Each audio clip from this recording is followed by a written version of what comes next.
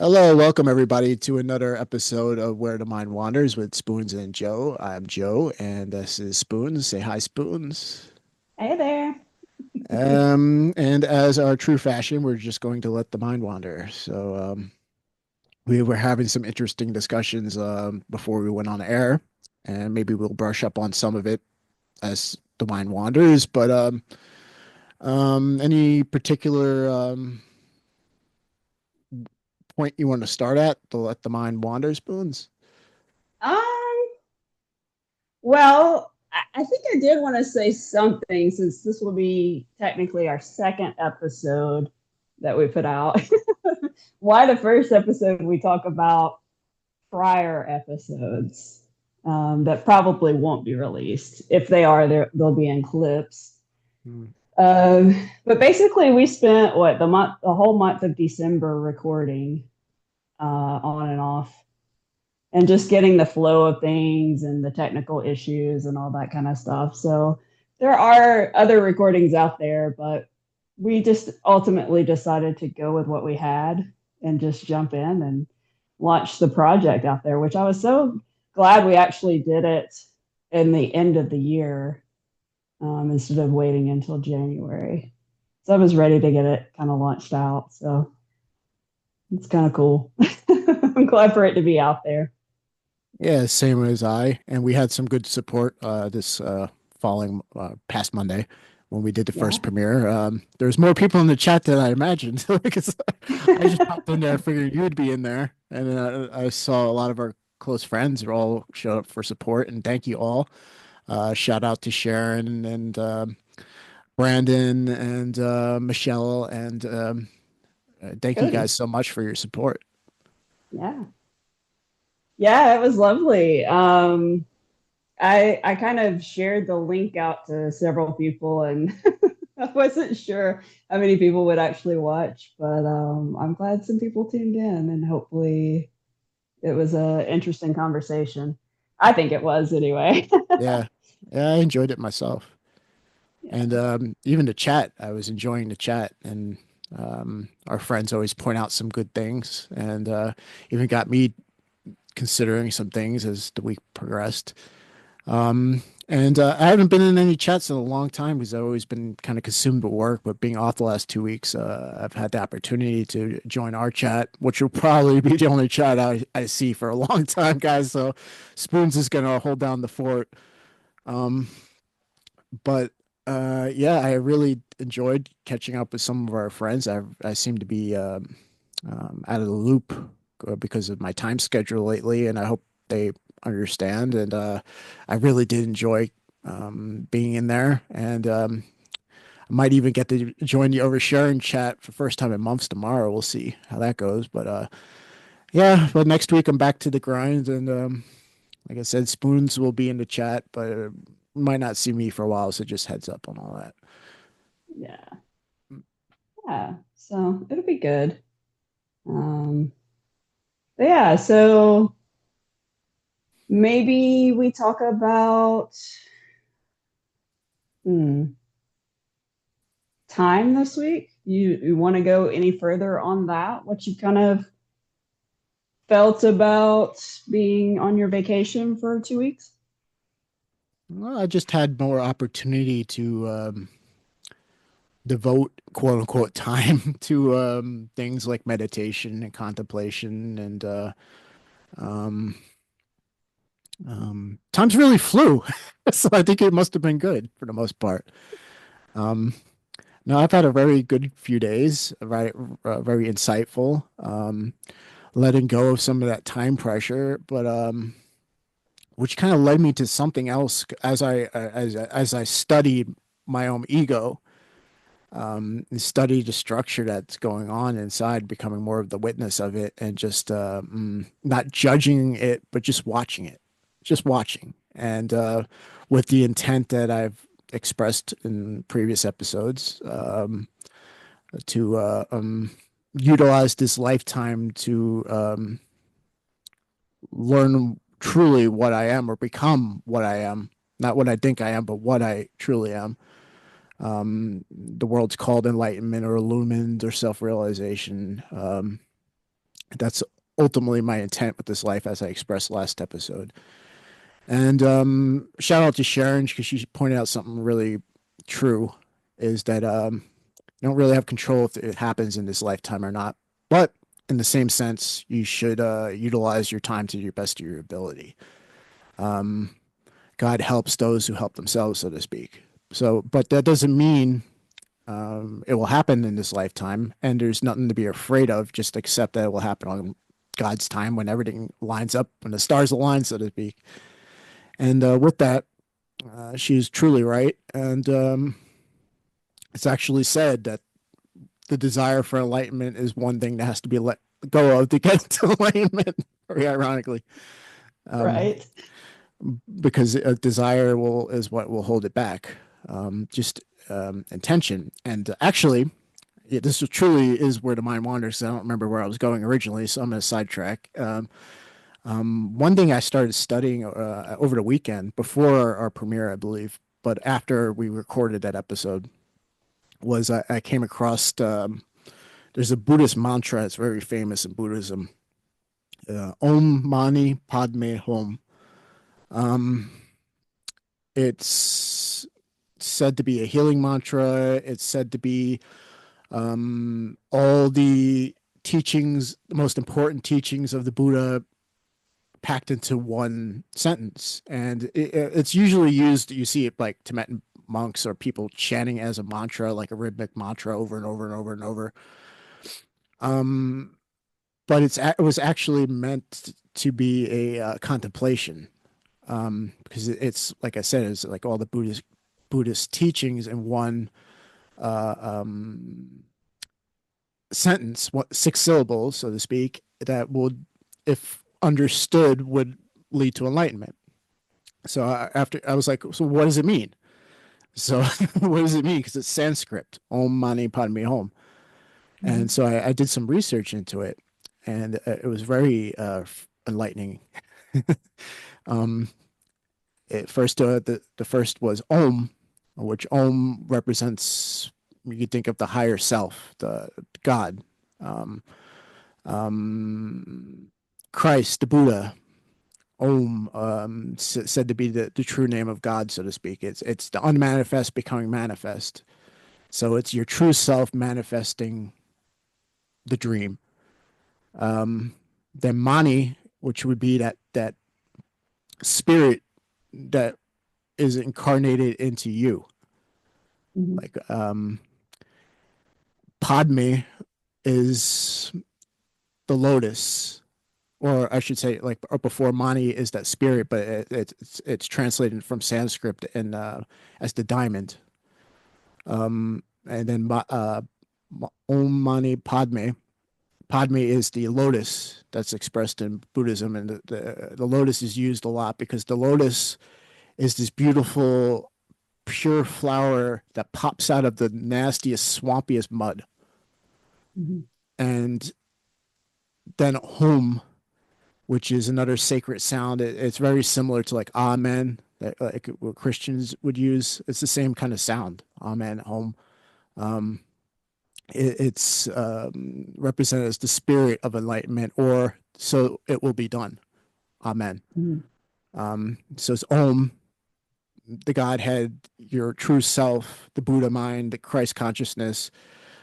Mane, that diamond, that spirit of God that has been reincarnated into you, into Madme, which is this reincarnation, this the all, despite all the horrible things, or you might, or which I come to find the animal within us, all that kind of less pure kind of stuff. The lotus is coming out of the mud, and the diamond is in the lotus, and the lotus is coming out of the Godhead, the Buddha consciousness, and then home, the spirit of it coming into manifestation, so to speak. It will be done.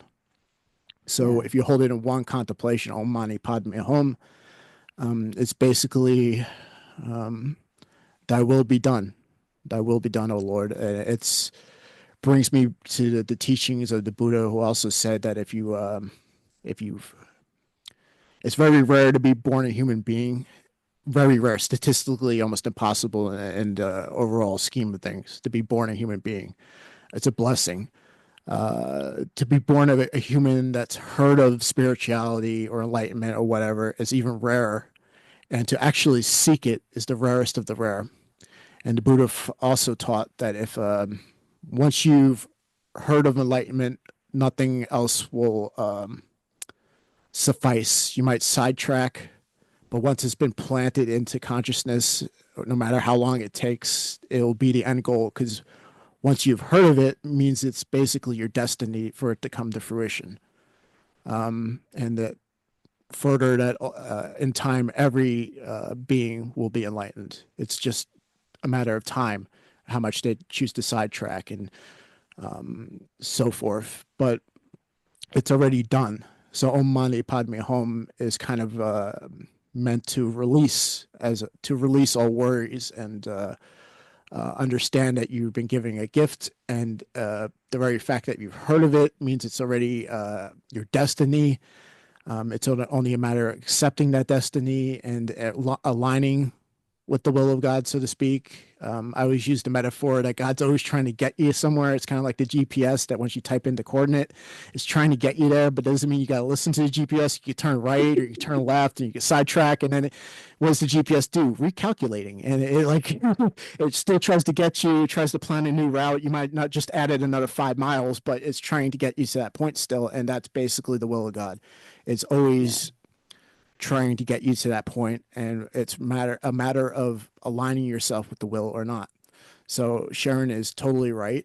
Um, so shout out to Sharon. It will happen when it's supposed to happen. The Buddha taught that.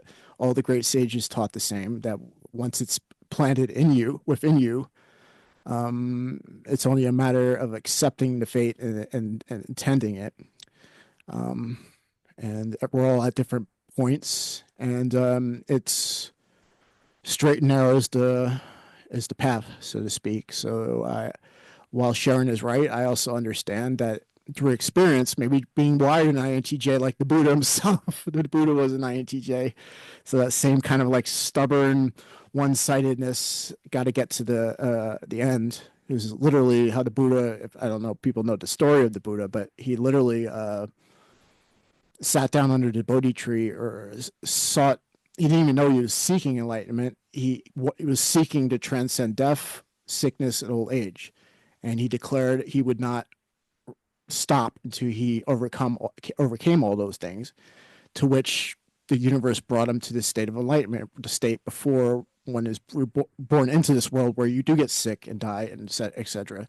So he had such determination that he became enlightened and became of the highest state like a human could experience. He became the mind to which we all exist within, the Christ consciousness, the Buddha mind, Krishna consciousness, etc., etc. So it is that steady intent. So I kind of learned that it's the middle path. You shouldn't be scared or that you're not going to find enlightenment or desirous of it, so to speak, but you should still have that intent and to persist no matter what. Don't use cop outs. Don't waste your time if that's what you want. And it doesn't mean right now you dear listener, need to have that. But at this point in my life, I feel that's what's in my heart.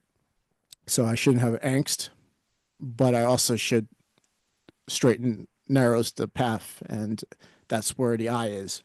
That's where the attention's set. And through trial and error, the whole INTJ way, I've come to realize through wisdom of dealing with this life that if you want something to happen or if you want something to be manifested, you got to keep one point of this in mind. So there's that middle path between those two ideas.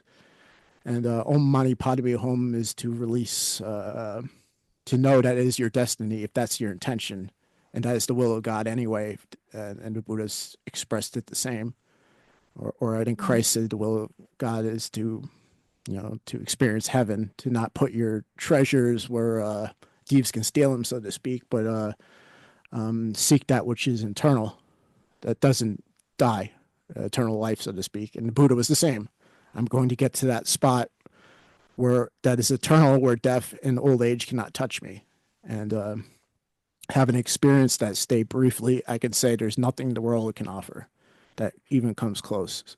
Uh, to just experience that truth for a second is like you can never shake it. Like you can never shake it. Trust me. And I found all that Om Mani Padme Hum, and from that space, I started watching my ego more, watching my inner animal. But I want to hand it over to you, Spoons, because I need a drink of water. I'm talking too much. Yeah. No, I'm glad that you brought up that Sanskrit saying. I haven't heard that for a little bit, and it just kind of took me back. So, a couple of years ago, I did a yoga teacher training, and that was one of the mantras that we went over. And yeah, to me, it very much like represents that journey through the mud and the muck and becoming. And I don't know. I kind of wonder sometimes, do you ever get to bloom? Or maybe it happens many times. Maybe there's like so many different layers of that. Um, but I suppose that's the part of the spiritual journey, right? That you're always having these revelations, these things that sort of, um, for me, I see where I get in my own way a lot. And I think this last week has been one of those weeks where I'm like feeling sort of attacked by the universe almost, um, because of certain things that I'm trying to work on. And it's bringing up a lot of turmoil and things where maybe I'm not as relaxed and forgiving as I'd like to be. And not that that's how you always have to be enlightened. I don't think you have to always be forgiving and pushed over. Um, but trying to find that middle ground sometimes is a little bit difficult. And I think what I've come to recognize this week is I'm very, the things that are bringing that up is where I'm very me focused and less God focused. So it's not like seeking his plan really. It's trying to do the thing that I have planned instead of letting things kind of play out the way they're supposed to, and how much distress that's causing myself. So I don't know. It's interesting to just I don't know. I'm just glad you brought that mantra back up, because I think I kind of needed to be reminded about that one. Yeah, I would suggest because there's a lot of people use it as a mantra, but it was never meant to be a mantra. Right. Mantras have their place, Mm-hmm. but in a sense, they're just brainwave entrainment because they might bring you into like an altered state if you've rhythmically chanted over and over and over and over and over. They do. It's kind of like giving yourself a psychedelic experience, but it's the same like a psychedelic experience is like once the drug wears off, you're back to where you were. It's the Yeah. same with a mantra. You do the mantra over and over and over. You might get into a state, and then as soon as you stop doing the mantra, where you were comes back. And at the most, you Yeah. can get an insight, just like a psychedelic experience. You might get a little insight that 10 years down the road, you kind of reflect upon when you're thinking about something totally different, but it was related, of just like we talked about last week with the time thing and my experiences. So maybe in retrospect, they have their place. Um, but Om Mani Oh Padme yeah. Hum was meant to be a contemplation Mm-hmm. that eventually becomes more nonlinear if you contemplate it like in order what it means. Om Mani Padme Hum, like and kind of contemplate building one concept onto the next to its one overall context, and then eventually not even saying the words, just holding the context. It's that Mm-hmm. context that will bring things to fruition. Like it's because that basically that context is like the Buddha taught that it's already going to happen. It's the will of God, so to speak. Thy will be done, which makes things a little more easier to accept and Hmm. surrender from that state because that's the context that you're coming out of. Like I talked about last week, the inner mudra of holding the prayer. Om Mani Padme Hum is essentially a contemplation and a prayer Yeah. to surrender to the higher self, to the Buddha mind, to Christ consciousness, or whatever, to the Lord. And it brought me into the next understanding of Padme. Because Padme is not just the world that outside of you; it's the world Mm. inside of you, and Right. your karma of being an animal. Like people don't like to hear that. And in the medieval Christian sense, they would say you are a sinner, and I know what they mean. Like I know what it's supposed to be meant. I mean, they take it to an extreme Hmm. to keep people in guilt, which is guilt is actually what's going to hold you back from understanding your animal, though. Like Yeah. understand part of Padme, that lotus coming out of the muck. Part of the muck is you. You want to blame the world, Oh, but it's part of absolutely. it's you is your animal nature, but it's your animal nature that's kept you alive and is going to be utilized by the spirit, by the Christ, a higher consciousness, to bring you into enlightenment. So you're using this animal to your advantage. You're taming him. It's like even the Buddhist where they tame the ox. Like they show the ox is out of control, and then somebody tames the ox, and then they ride them into town. It's learning to utilize your ego, not to like, oh, you're an evil sinner, but in a sense, they're correct. Just not just if they take the guilt aspect out of it, out of the context.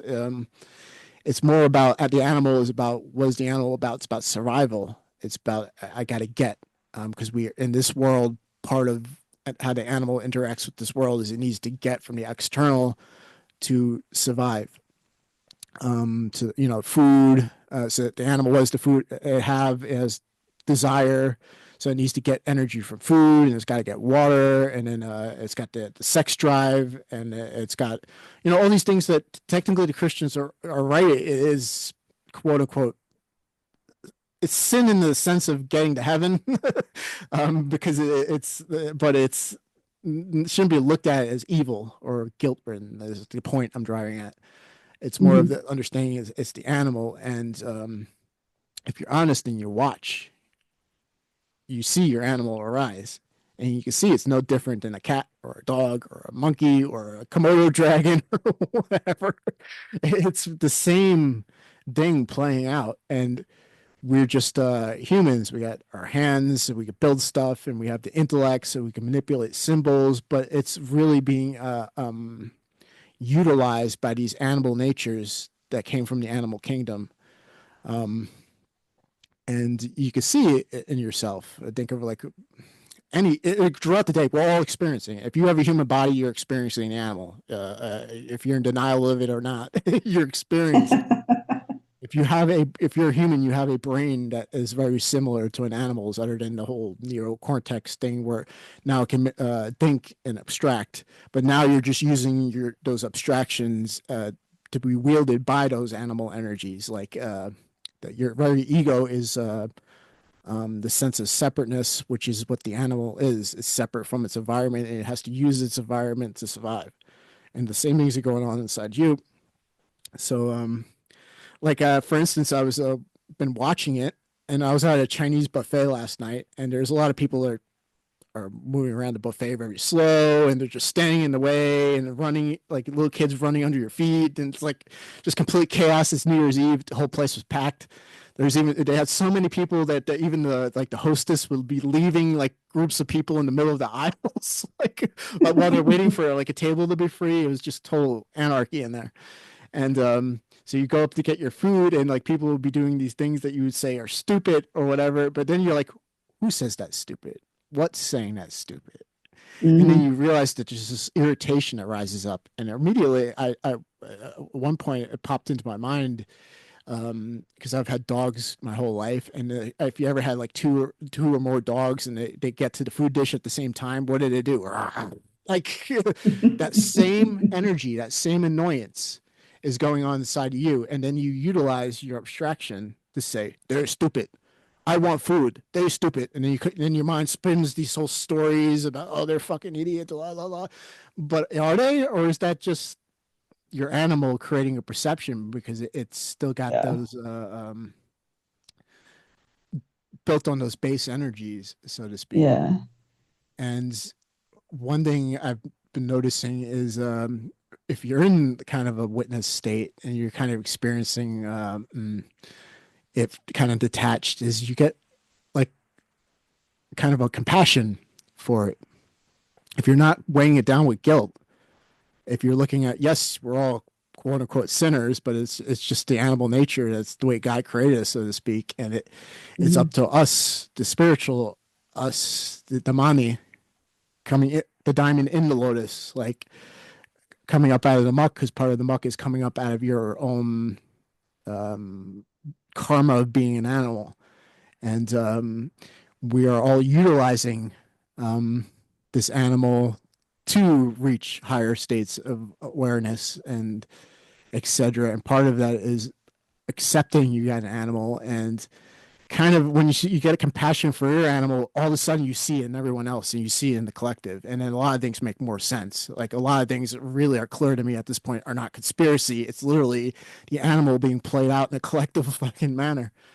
Because why? Because I can see it in myself, and I can admit that I have that same thing going on inside of me as I'm seeing outside of myself. Because normally we just are, we'll see it outside of ourselves, but we're angels. Like we know better. Like we know, like, Right.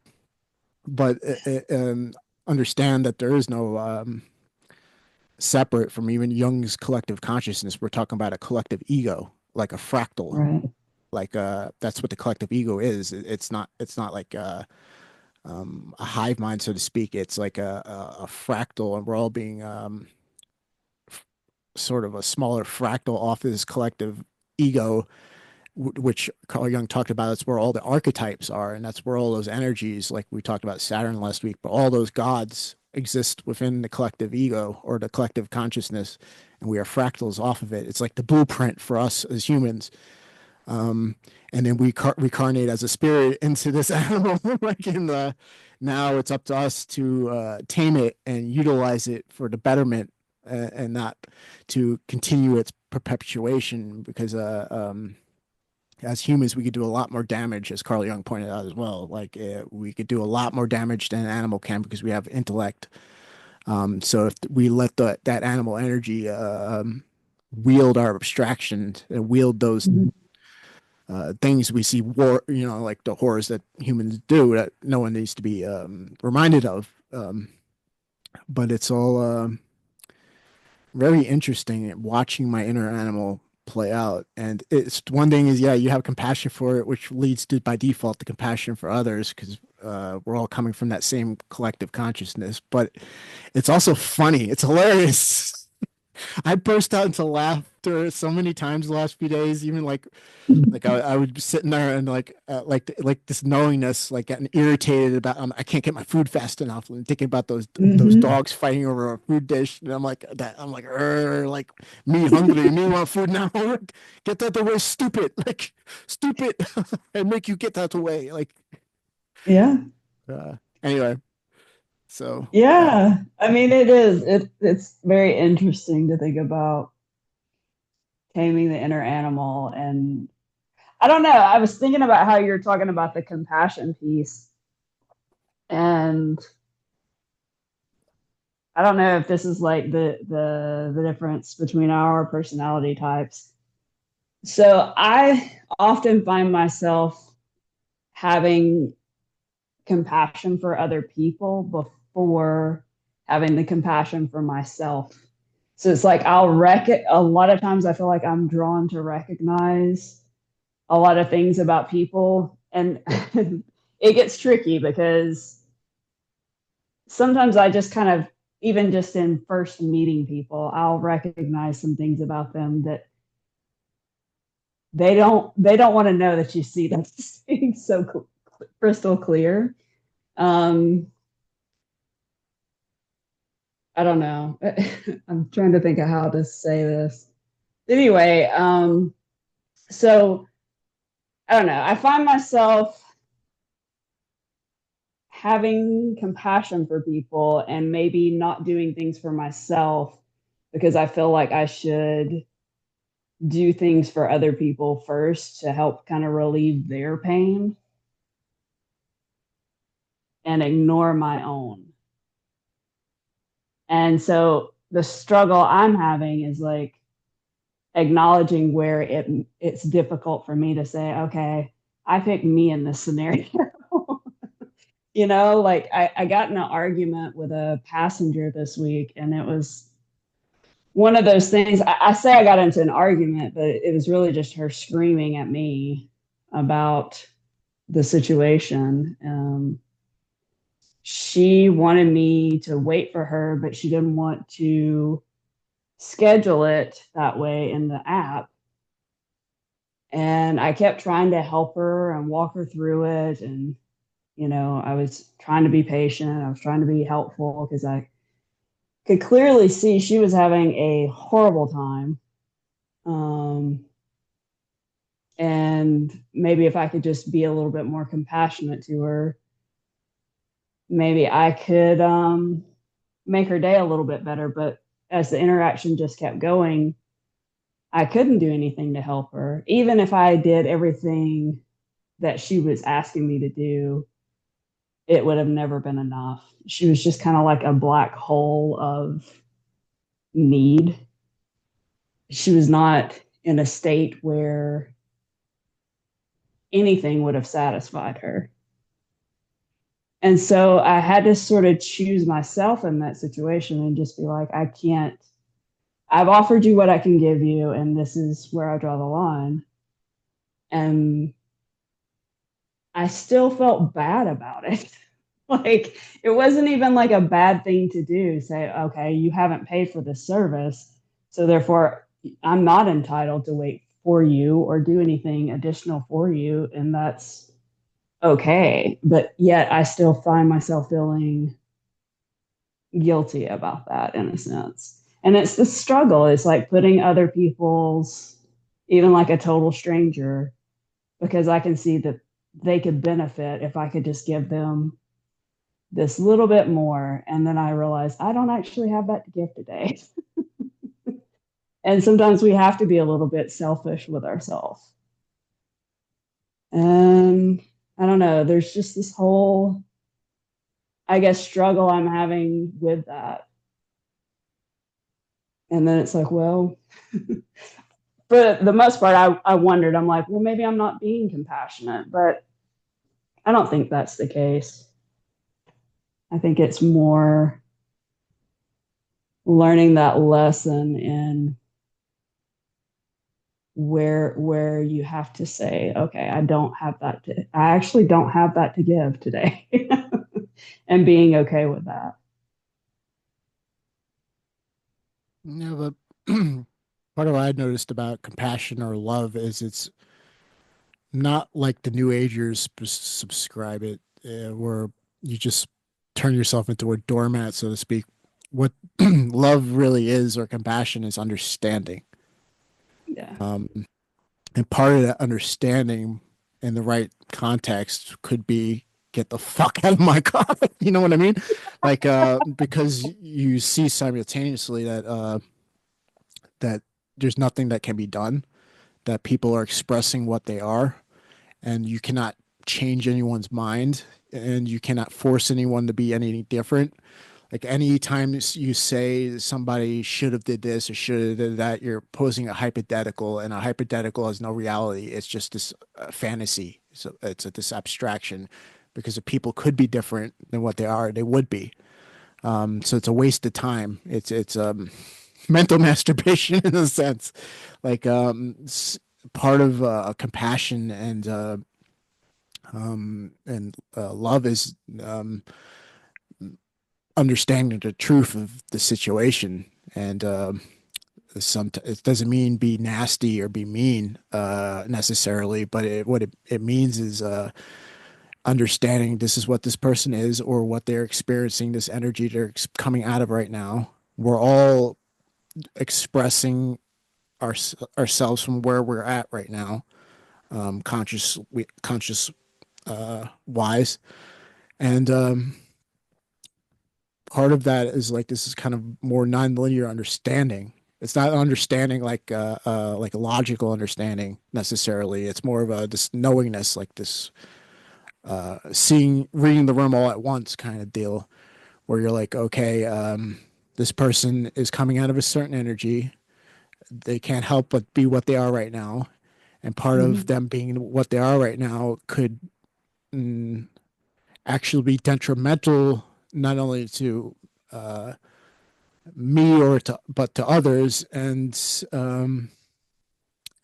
it just means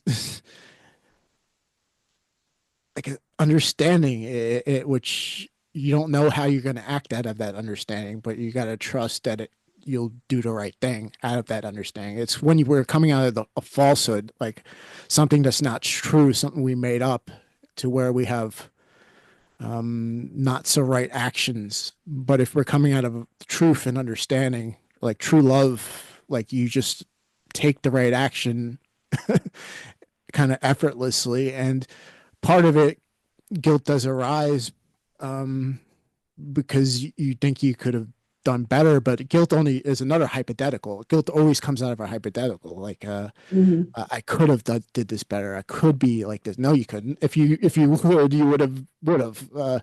All you can do Yeah. is keep the compass set and trot the course, so to speak. And you know you're a different person than you used to be. I sure the hell am a different person than I used to be, and I've no doubt that anyone else who follows the path will always be better a year from today as they would have been previous.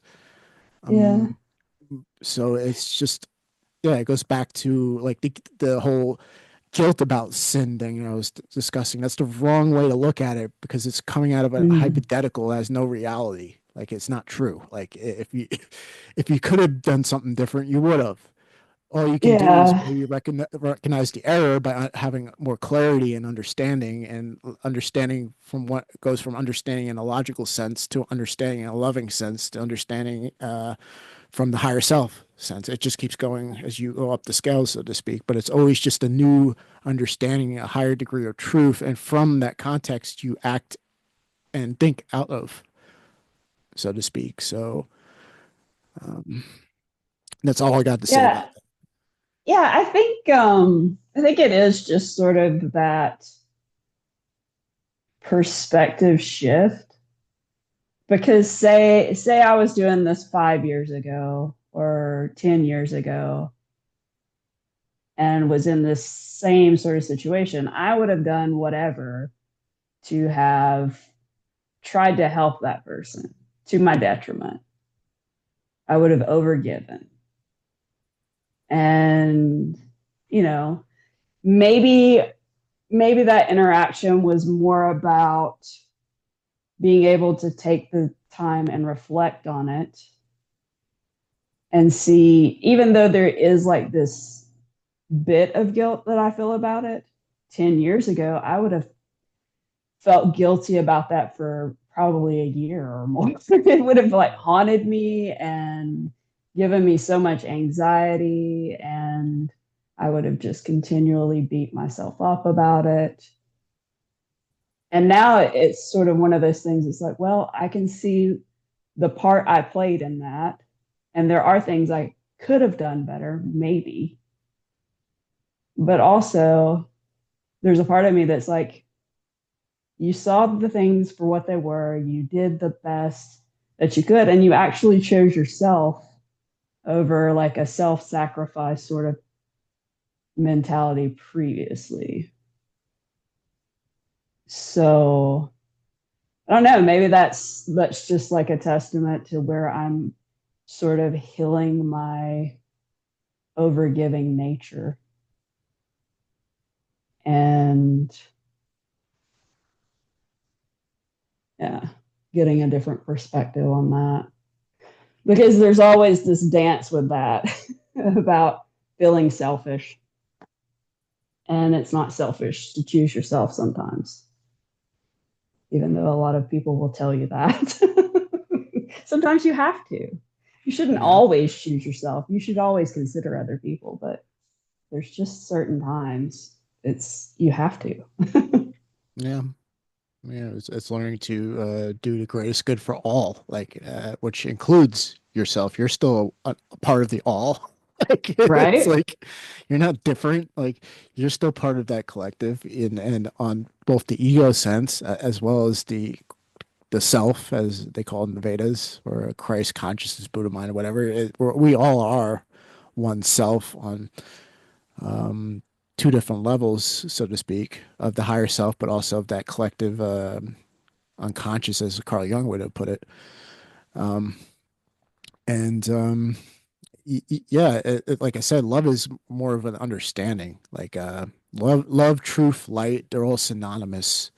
You begin to see that they all merge. The higher you go up, they merge. Like it's well one thing. The truth, the truth, the light, and the love, or the truth, the light, and the way, or whatever. It is all the same way. And sometimes it is utilizing the animal to because that's the thing. you, you, an animal only understands animal behavior, like um, like a dog nips at another dog to put him in his place. There is like this um, the animal brain only understands things from an animal context. So sometimes it is utilizing that animal to not to gore him to death, but like to be like a think of like a police trained attack dog or something like that, where you just can utilize them to scare off the intruder, so to speak. You Mm-hmm. don't have to have them like maul them to death, but that's going a little too far. But utilizing because criminals are terrified of dogs, like I guess to an extent all humans are, but like to an extent, but like criminals are terrified of police dogs, like like terrified, and you don't even have to utilize them to like you just having them like is enough for Mm-hmm. intimidation factor. Like so you think of your inner animal as a pet. That's basically it. What it is. That's part of Padme. It is understanding you can't get rid of this animal, but you could turn him into a pet, and you Mm-hmm. understand it. It's just his nature to do what he does, and sometimes it could be for the benefit. It could like having a dog around is great to keep people from breaking into your house, so to speak. Mm-hmm. And if you think of it in that kind of context, you can use that animal. Not that I mean, it just happens. Like you know when it's right to Yeah. snap at Mm-hmm. somebody, and the whole guilt thing, like I said earlier, is abstraction, and guilt is something I also deal with all the time. Even when I was in the right, just like you were explaining earlier, like that guilt Mm-hmm. would arise. Could I have done this better? Like, but that's always going back to a hypothetical. And Yeah. basically, what guilt is, and is something I've been noticing from studying the Course in Miracles. I'm not today 133. I've been doing the lessons since I guess August or Mm-hmm. 133 days now. And one of the things about the Course in Miracles is it's retraining the mind to think in a sane way. And Mm-hmm. by building each day has a lesson, and each lesson is building off the next lesson. And you might not even get a true understanding that day when you have the lesson, but after just because you're continuously doing it, it's building on top of one another. You might get an insight 40, 50, 60 lessons down the road, and all of a sudden it all clicks as it's rearranging your mind. It's actually, yeah, we should talk about the Course in Miracles sometime because it was used in psychiatrics and medicine, mainstream medicine Mm-hmm. to have shown that people have been cured of every ailment known to man, from cancer to tuberculosis to psychiatric disorders, anything you can think of. has been cured by the Course of Miracles. It doesn't mean everybody's going to be cured, Hmm. but people who have done it have been cured. So there's something there. Yeah. And there used to be a thing in the 70s called the attitudinal correction facilities that a lot of like psychiatric offices and different medical offices, different doctors were utilizing and adding onto the hospitals to basically based off the Course of Miracles to have patients go through the Course of Miracles and then have sponsors there with the Course of Miracles to help them along the way, like teachers, whatnot. And Hmm. it worked. It didn't work. What doesn't work, didn't work on everybody, but you know, some people are also not ready. Some people have different karmas, on and on. But the point being is everything has been cured. Doesn't mean it's going to be Hmm. 100%. But anyway, back to what I was saying. It builds off the lessons, and you see you're a different person each month. It's like undeniable, like the way the mind functions differently because it's like rearranging the mind back to sanity. A lot of it's letting go of certain things. Because you get like 40 Hmm. lessons down the road, and then all of a sudden something clicks, and then you just let something go all at once. That what you Hmm. were struggling with, sometimes you didn't even know that was there. And then one thing I've noticed was all the guilt that I keep experiencing. And guilt, unconscious guilt, and it's been shown like not just through the Course in Miracles or the attitudinal correction facilities, but unconscious guilt is what most illness is. Like once Hmm. that's been brought to the light of day and it's been able to let go, people are healed. That's one of the biggest Hmm. things that's wrong with our minds is guilt, because guilt is good, can be good for the first 2 seconds you experience it, like, oh, I could have done that better. But the minute you start spinning it and suppressing it, that's where all these problems are arising. And not to mention the psychological phenomenon of projection. When you're suppressing it, that's one thing I realized I was doing a lot, is I was suppressing it, sometimes consciously feeling guilty and thinking I could do this and this better, but mostly just pushing that energy down and projecting it Hmm. onto others. And then when you have suppressed guilt and you project it onto others, you're trying to make them feel guilty. That's what all those Yeah. thoughts are coming from, and they're really demonic if you really think of it. Because you're Hmm. when you curse somebody to hell, so to speak, it's coming out of something like that energy, Hmm. or you know, or guilting. It doesn't matter who you're guilting. If you're guilting others, it's being suppressed in you. And one thing through the Course of Miracles I've been noticing is all the things that I had inside me that I didn't realize. But 40 lessons down the road, enough of the mind gets rearranged by these daily contemplations, and then all of a sudden something clicks, and you're like, oh shit, like, oh, Yeah. I'm guilting other people because I feel guilty, and you Yeah. can either turn guilt against yourself, which is the common understanding of guilt, like you were explaining earlier, where you start extracting, I could have did this better, I could Right. be better, blah blah blah. Which the Buddha used to say, guilt is just extreme narcissism. Like it's Yeah. narcissism to the extreme, where you create this hypothetical abstraction that woe is me, poor me, I could have did this better. What will they think Hmm. about me? On and on and on. It's always about me, me, me, me, me. It's like ego, really egocentric. It's like that's why it's on the very bottom of the level of Hmm. the scale of consciousness, because it's one of the lowest energies, therefore one of the most narrow energies, most one of the most egocentric energies, where it only thinks of me. Like, and Yeah. if you watch yourself when you project guilt as well, what is it about? Even if you don't want to admit it, me, me, me, me, me. How right I Oh, am. How much of a 100%. evil son of a bitch you are. Like it's extreme narcissism, always spinning the mind in these delusional abstractions that have no reality. Like, Hmm. um, and yeah, it's one of those things that is at the bottom of the box. And really, it's like you can't even. It's hard to even say that the.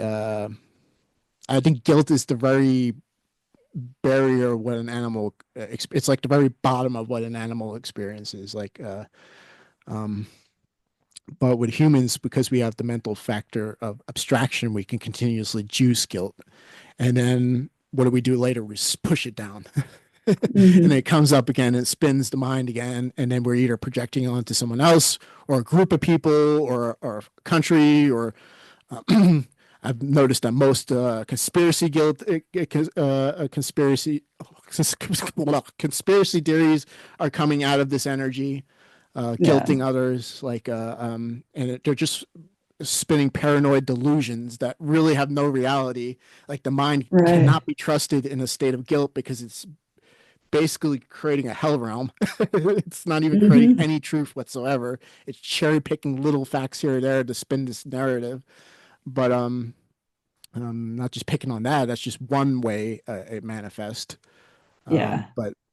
But yeah, it's a really looking at this inner animal, looking at this inside of you, and um, I could just tell you about the Course in Miracles. I can't say if it's right for everybody, but I've been enjoying it, and I've been finding it very fruitful and very, very illuminating. Yeah. Um, No, I mean, I haven't done the Course in Miracles, but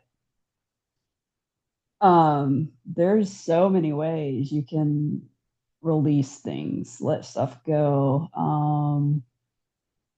A big one for me when I started really in on this process was like sound therapies were huge for me.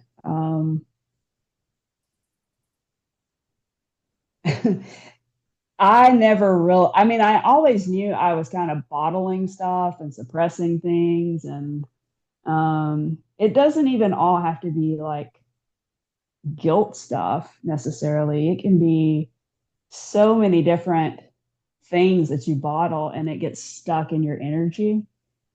And I don't know, everybody has to kind of find their own way to sort of move that stuff around. Um, but it's always surprising when things like that start coming to the surface.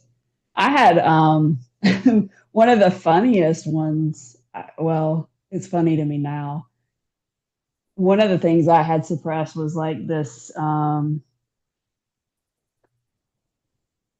It's almost like all a friendship that I had that was really close, but we weren't friends anymore. And so it's like I took all of the good memories and I stuffed them somewhere in the body.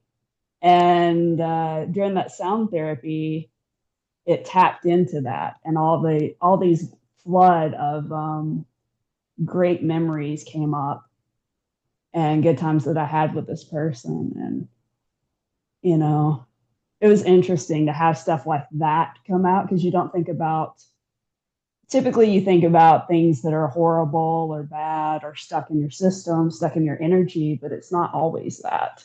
Sometimes it's too painful to kind of enjoy the good pieces, you know? So I don't know. It's interesting what gets stuck in your energy field and all the things that happen because of that.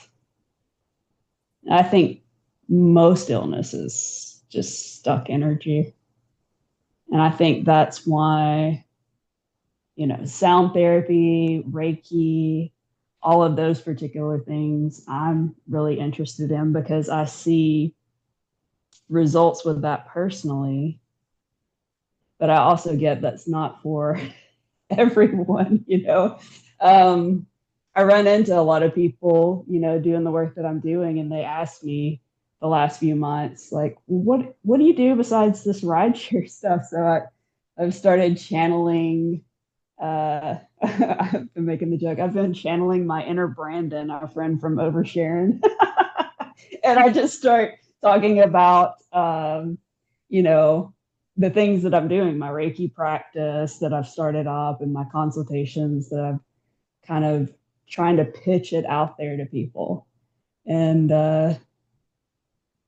this is kind of pivoting to somewhere else, but I think this is why it's so good to make friends with people that are a different type as you, because you can, for me, I can kind of use the archetype of some of my friends now that I've got to know over the years and take some of those good features and figure out how to self promote myself, which is not a natural feeling at all for me. I want to just blend into the background and not be noticed. And the last month, really just talking to people about all the projects and stuff. And even like yesterday, people were asking me, like, oh, yeah, I started a podcast too. I just keep adding more things to the list of things that I'm sort of self promoting.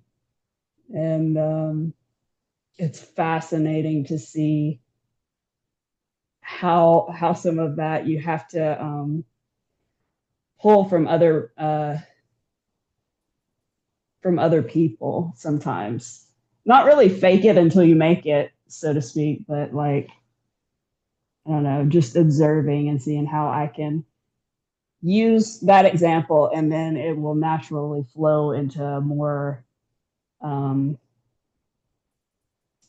seamless way for me to just be, that my personality will actually start to adapt it and make it my own, if that makes sense. I don't know. It's funny.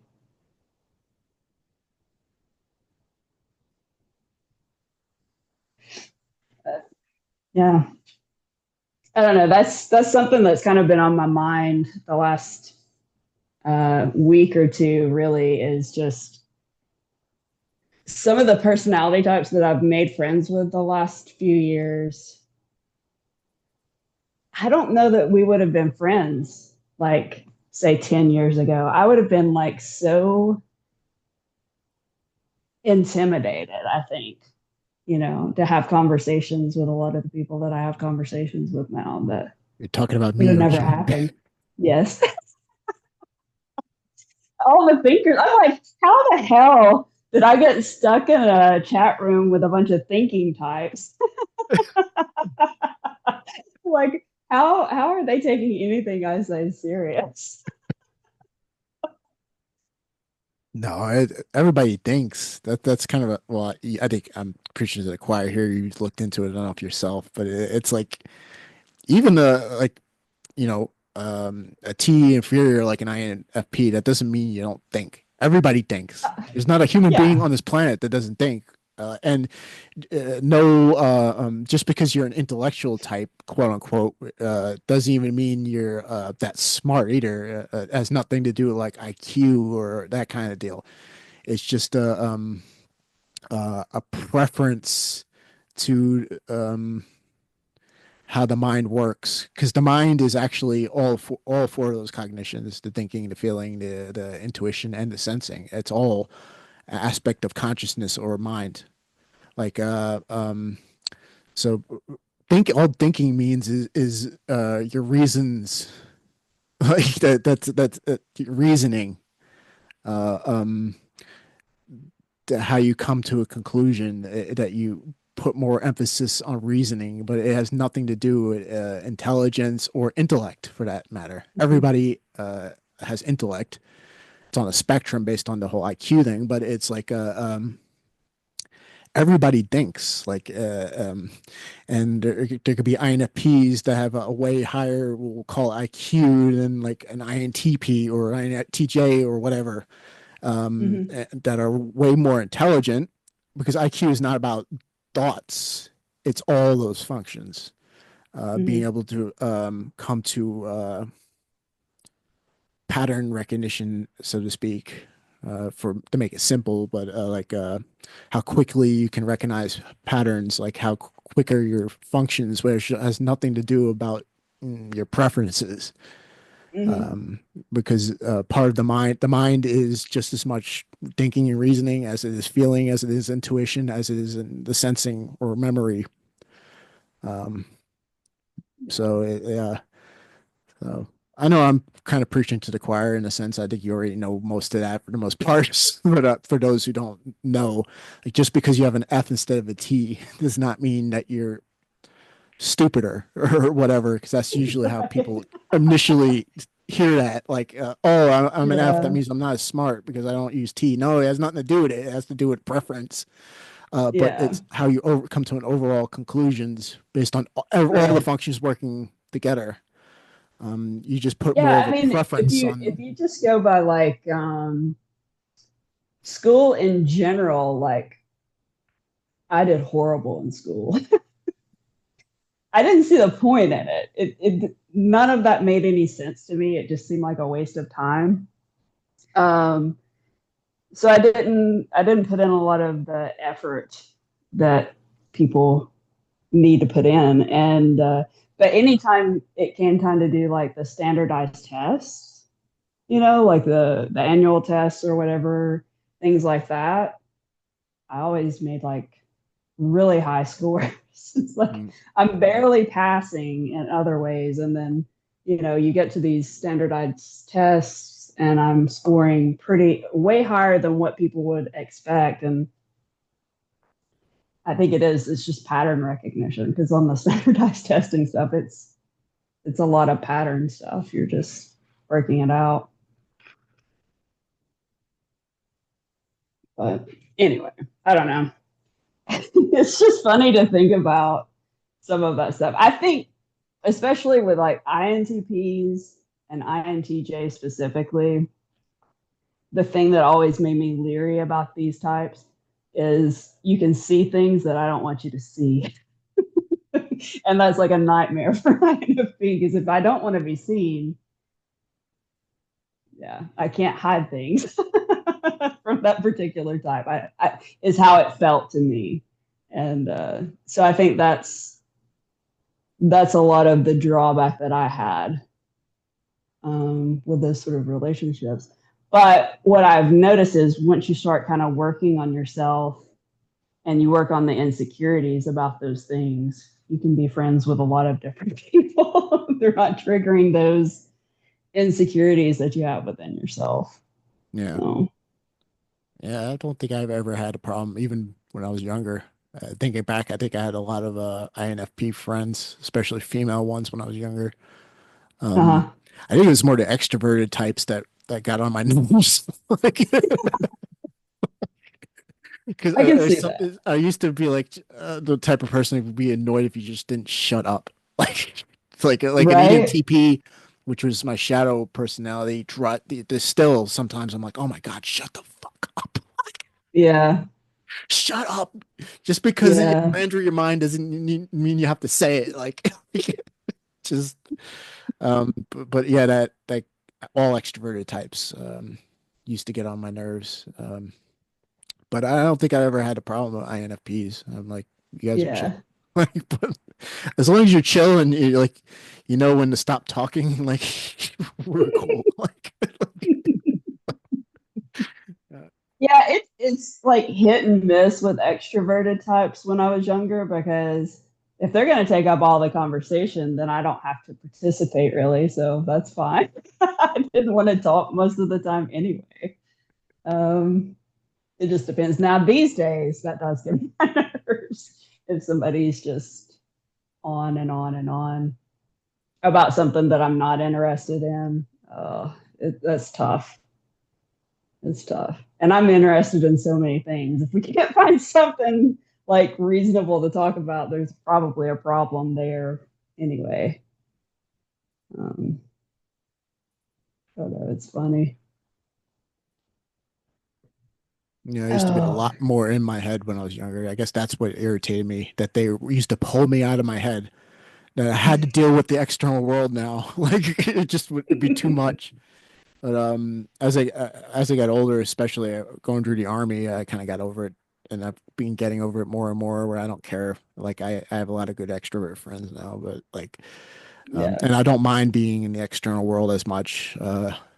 I take my external sensing more into account now, and don't Hmm. just completely ignore it until it catches up with me. Like, um, Yeah.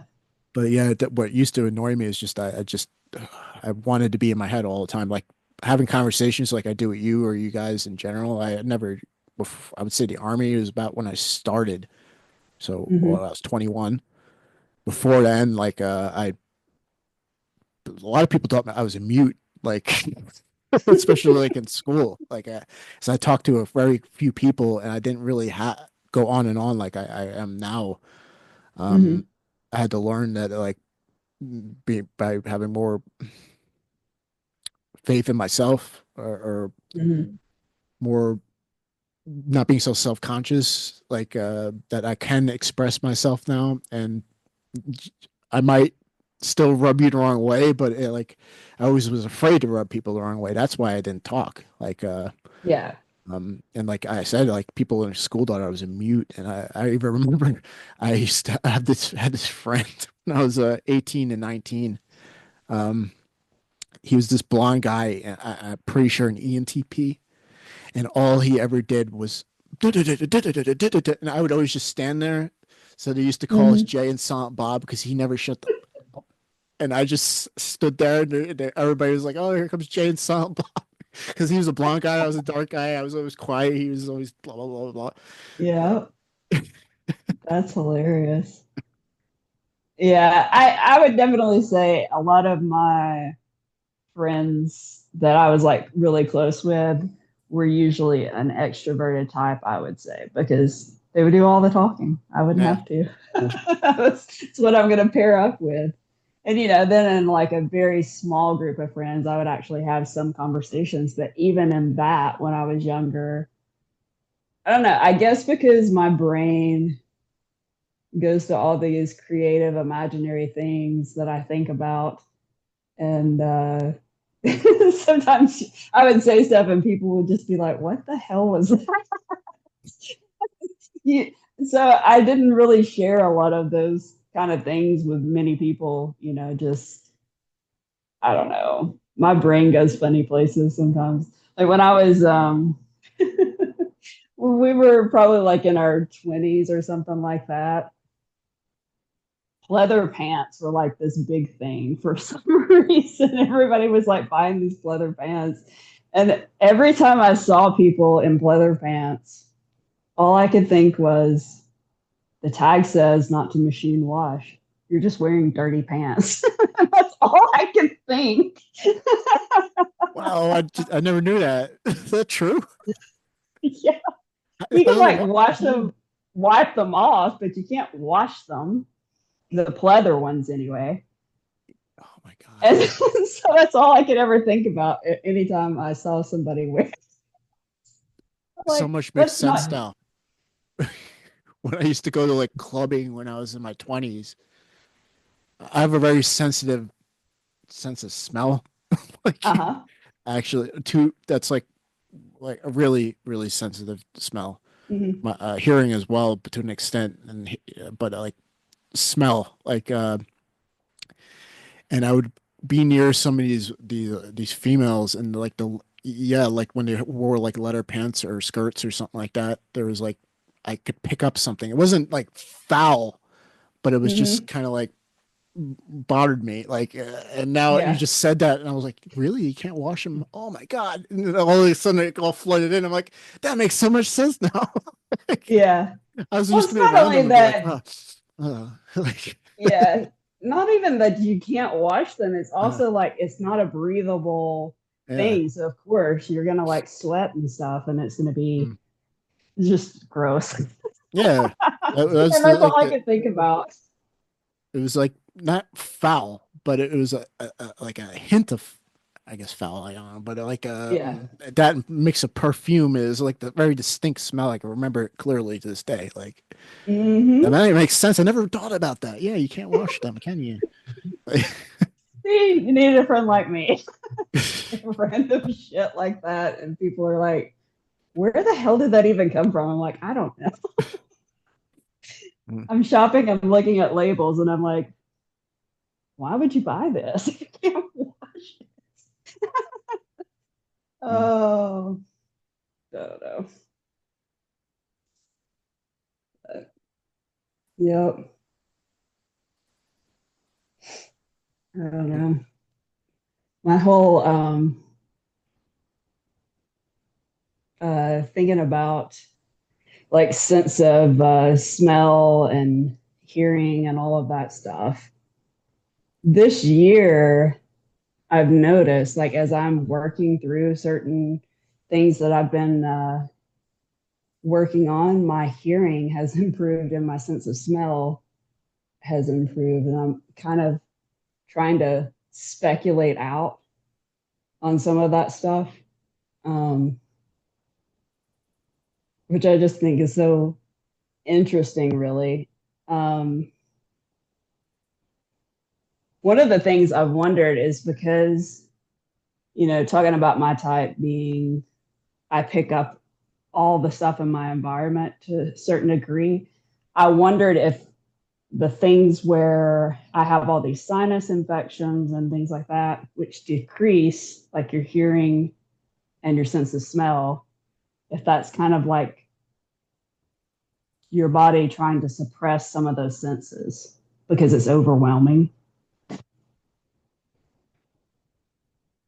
Mm. Because as it's come back, it's annoying. Yeah. There was one week where it was really bad. There was somebody sitting in the back seat of my car and they were chewing gum, and I thought I'm going to die before this ride ends because this noise is, I can't figure out how to block it out, and Mm. it's excruciating. Yeah. Yeah. It's not, I don't think it's, um, mm, you're ever going to block it out, but learning not to resist it, which, I think yeah. the sense of smell is the only one, if I really am honest about it, that I still have trouble letting it go. Like hearing, no problem.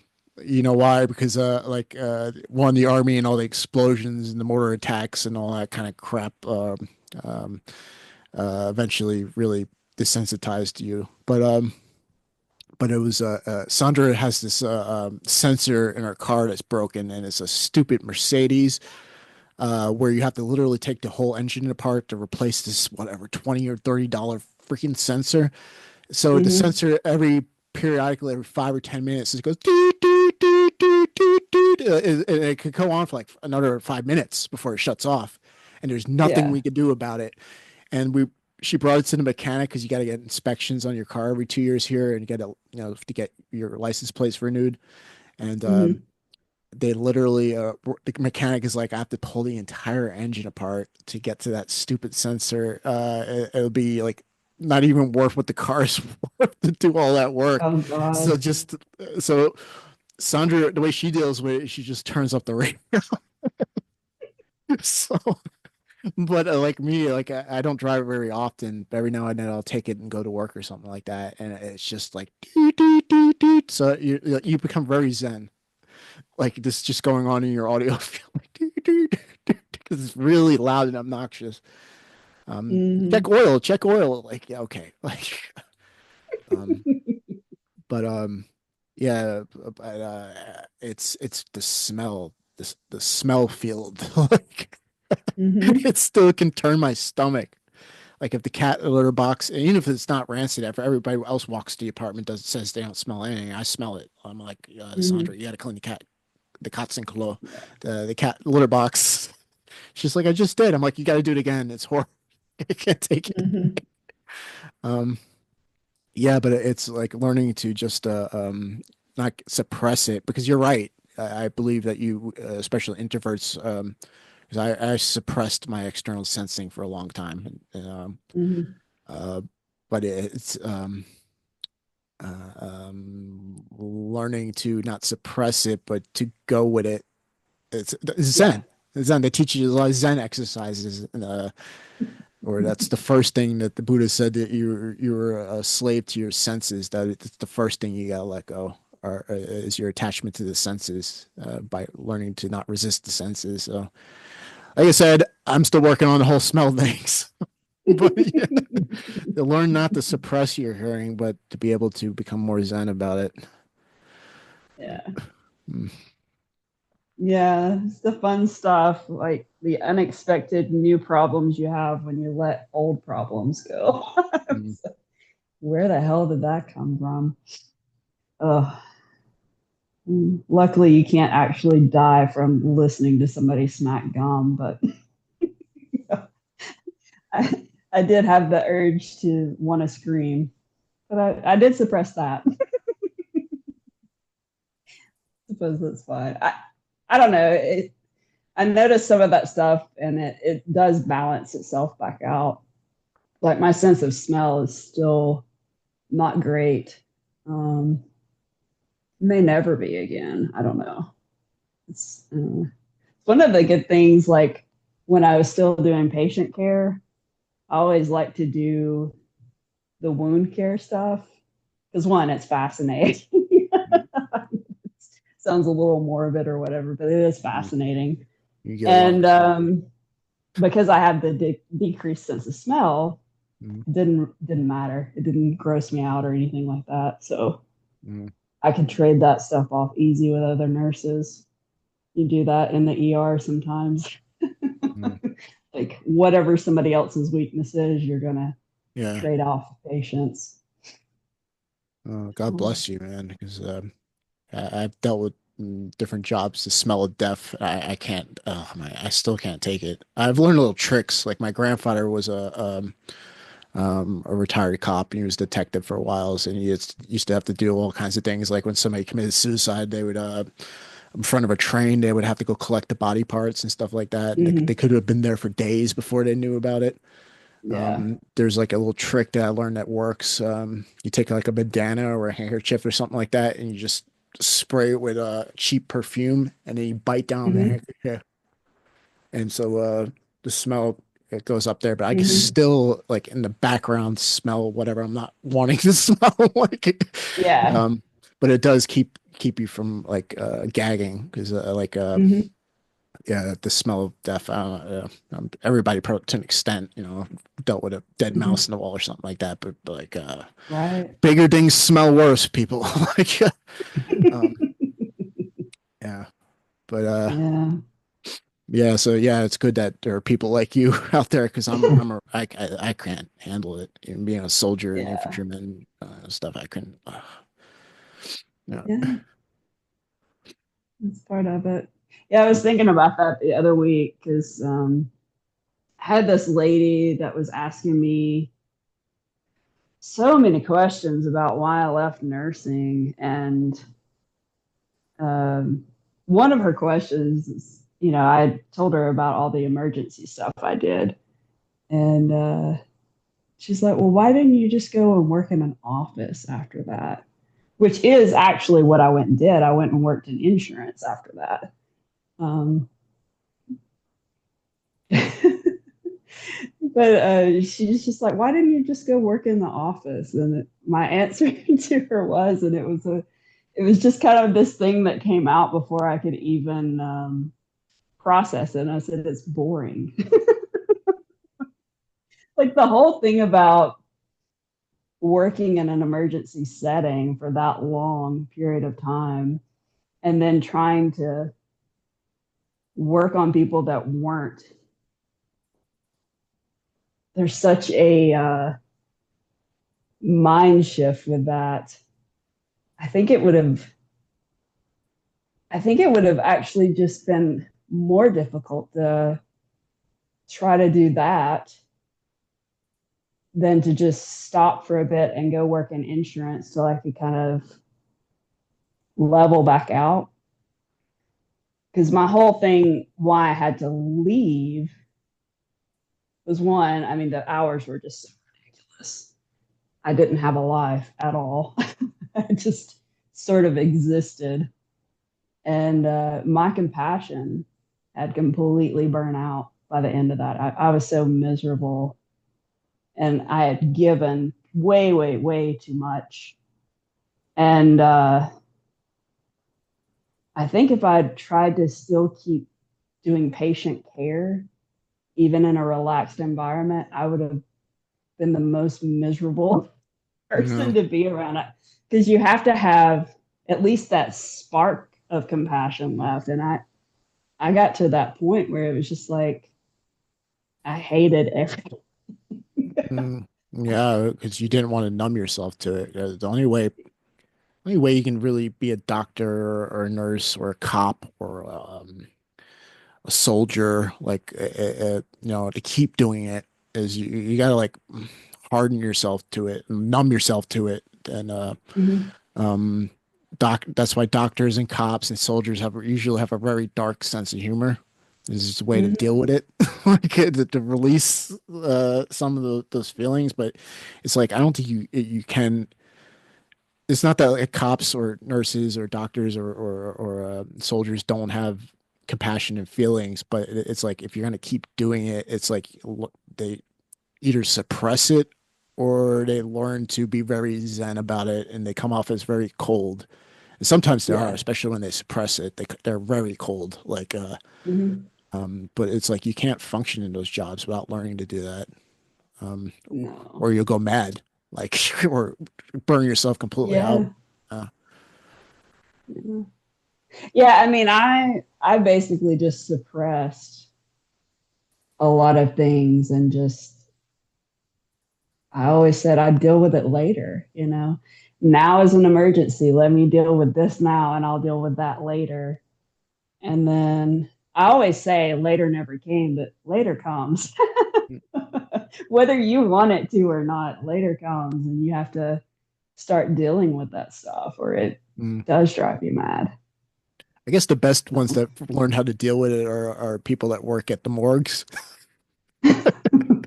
My grandmother always tells me this story. She worked as a social worker at the psychiatric hospital in New York, and she had to go down to the morgue one time. And she says there's this doctor down there. He was very nice, she said, but he was very weird. And like she goes, she went down there for whatever reason one day, and he has a dead body on the table with it already cut open, and he's got a paper plate on top of his chest, and he's eating a sandwich off of it, and while he's talking to her, Mhm. didn't think anything of it. Just a normal Yeah. day.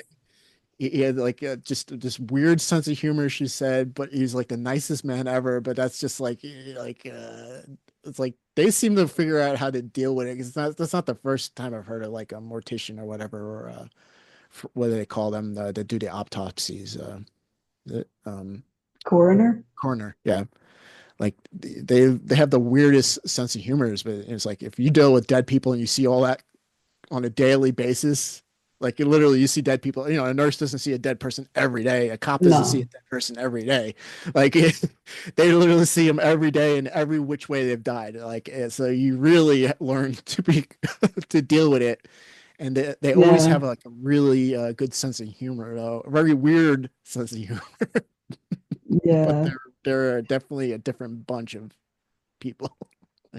Yeah, for sure. Yeah. Yeah, there definitely is something about that dark sense of humor. It really is one of the few things that sort of gets you through a lot of that stuff. But I also I also have my own kind of whatevers about that. I kind of had to let a lot of that stuff go as I kind of worked on myself because it's like I suppose some of that stuff might still be funny to me, but probably not. My sense of humor actually did change quite a bit the last few years.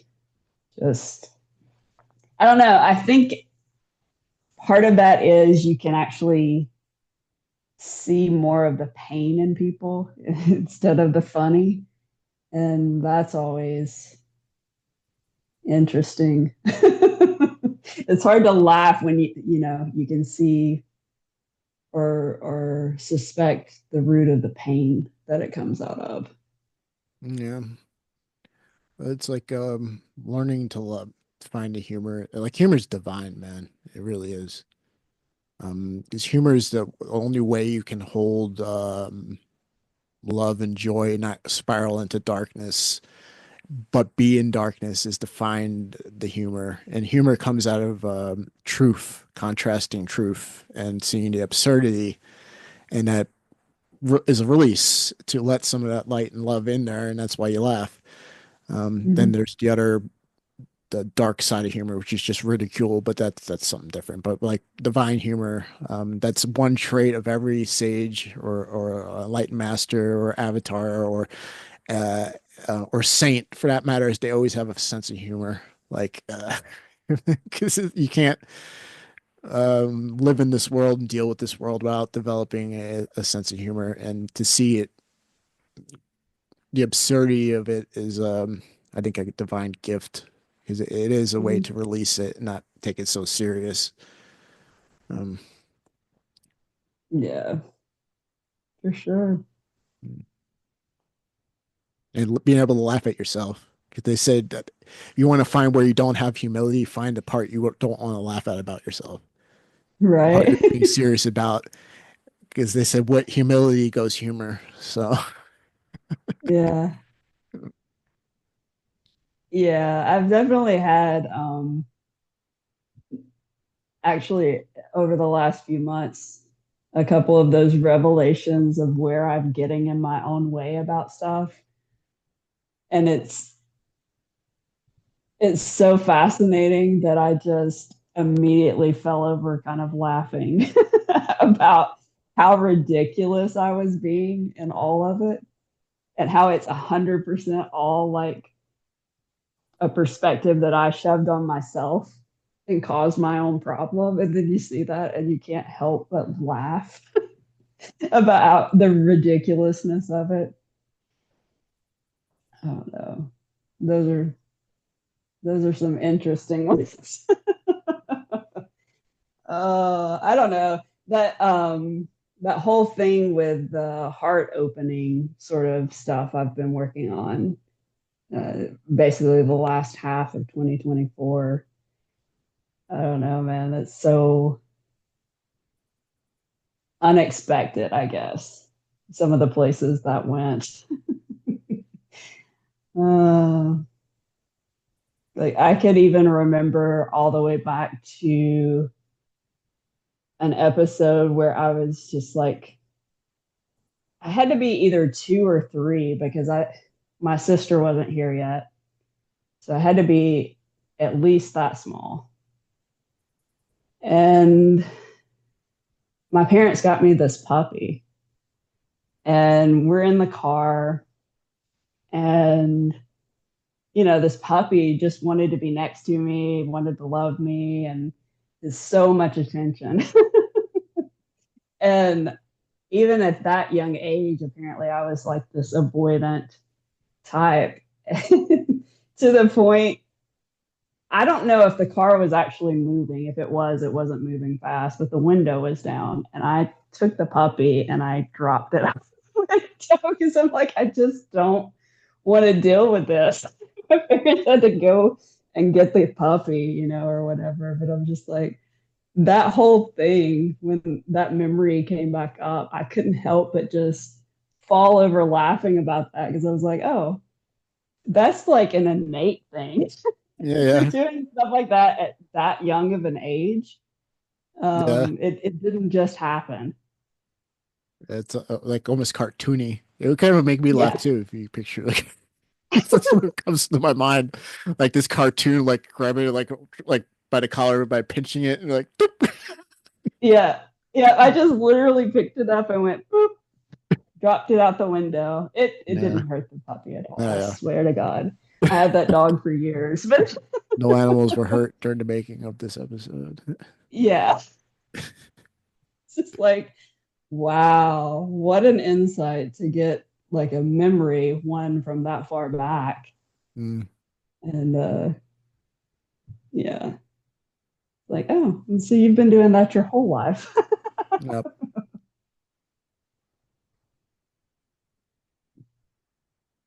And Mm, then you move forward. yeah. You recognize it, and then you go, okay, How many now I puppies have you know. dropped out this year? Yeah, 2024. How many puppies did you throw out the window? Zero, none, or I'm assuming anyway. So you've come a long way. none.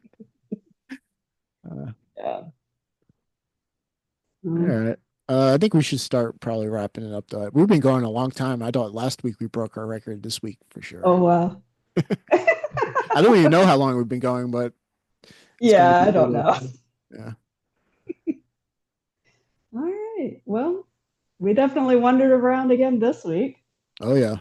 And it was fun. Yeah. All right. So guys, I guess we're gonna start premiering these episodes like we did last Monday, every Monday, 3:30 Eastern Standard Time. Spoons will more likely be in the chat room, or than myself.